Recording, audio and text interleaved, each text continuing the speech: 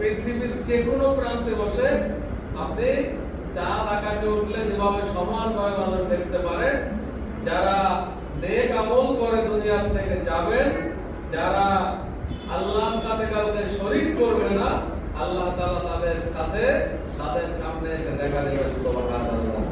এবং যতদিন আমরা জান্নাতে থাকবো, আল্লাহ তাআলা প্রথম দিন যখন আমাদের সাথে দেখা দিবেন, এই যে আল্লাহর সাথে দেখা হওয়ার পরে বান্দার যে ভালো লাগাটা, যে ফিলিংসটা, যে অনুভূতিটা আসবে, এই দিনটার মতো অনুভূতি আর কোনোদিন বান্দার মধ্যে আসবে না। সুবহানাল্লাহ।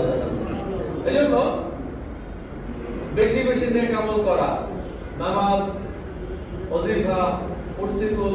ওজিফা উরসিকুলের মধ্যে আল্লাহ তাআলা যে নির্দেশনা দিয়েছেন, আল্লাহর একাত্মবাদের বিষয়টা, এই যে কালিমা শাহাদাত আমরা পড়ি, আল্লাহ যে এক, তার সাথে কাউকে শরীক করা যাবে না, লা শারীকা লাহু আমরা বলি, আশহাদু আল্লা ইলাহা ইল্লাল্লাহু ওয়াহদাহু লা শারীকা লাহু, এটার মধ্যেও আল্লাহর একাত্মবাদের সাক্ষ্য আছে। এজন্য এই ওজিফা উরসিকুল যদি করা